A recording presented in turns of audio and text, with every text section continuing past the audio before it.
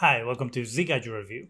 LG is announcing things left and right and left. And this time, they have announced their upcoming bendable gaming TV. Or I guess you could call it a monitor, because technically that's kind of what it's going to be. At 48 inches, it makes a great gaming TV or monitor. As you can see on the press image, they're clearly gearing this to gamers, and I personally will go more towards a monitor than a TV. I mean, yes, you can use it for both because it's probably going to have all the inputs and everything in it. I will say it's more like a monitor. Now, the coolest part about this, I don't know if you remember, but when flat screen TVs started coming out, and they were trying to sell them and be like, oh, look how cool we can make this. That a lot of TVs came out as curved TVs, and that trend didn't last very long. I think there's only like a year or two where those TVs were around, and then manufacturers were like,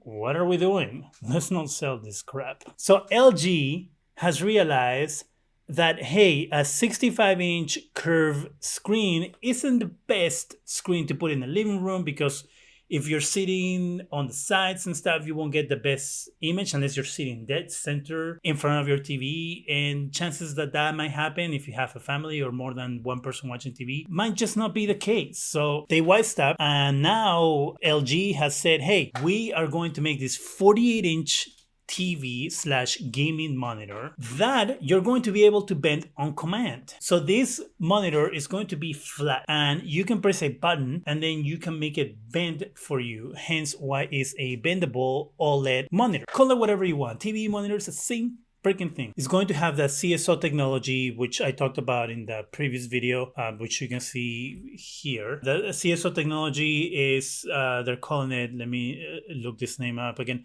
Cinematic Sound OLED. It's a stupid name, but that's what they're calling it. Cinematic Sound OLED, which means that the TV in this case, has speakers built into the frame, and it uses the screen to vibrate the sound out towards you. And this is supposed to give you a more immersive experience when you are playing games using that sound. The other thing is that it won't require you to have extra speakers or a soundbar or anything like that, making it easier to put in a place where, if it's, let's say, your office or like your gaming room or whatever it might be, where you don't have room for a soundbar, or you weren't planning on putting a soundbar on, then you can use that sound directly from the TV. It's supposed to be good enough to give you cinematic sound per the name, which is why I am saying that it is a monitor. And the reason why they are calling it a TV is because you get a wider audience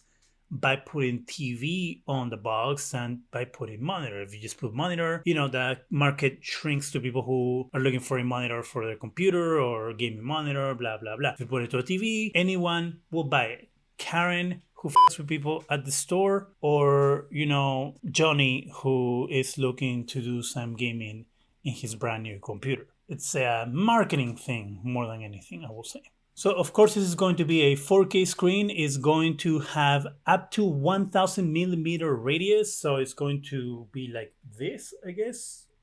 Is that 1000 millimeters? Let's say that that's 1000 millimeters just for this video.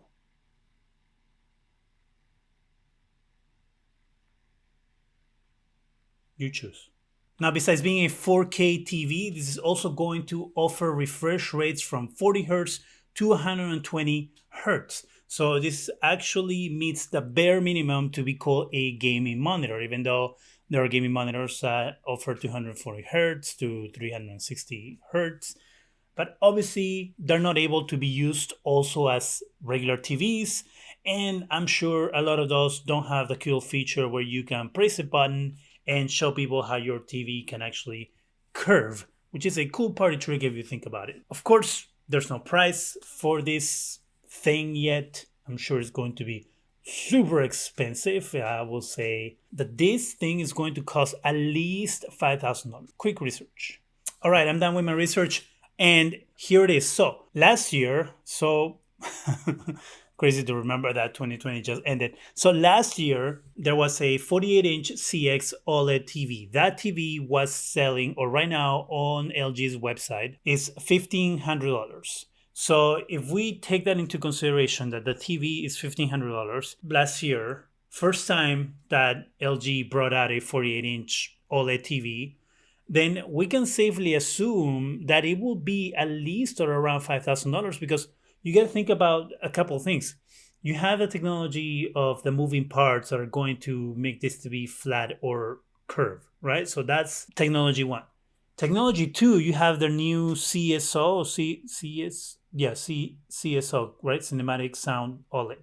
So there's new CSO technology, sound technology, whatever the hell they're calling that, embedded into that TV. So that's technology two. That means more money. I will say having those extra technologies into this thing makes it something that is going to be quite expensive. Then it means that at some point, this technology could actually move to regular TVs that are marketed to regular people. So it wouldn't be crazy to think that you eventually could have a 55-inch or 65-inch TV that does the whole curve thing. And also in a year or two, this monitor is going to be a lot cheaper. So if it launches, as I said, about $5,000, in a year or two, that thing is going to be the same price of this 48-inch OLED TV that came out last year that was $1,500.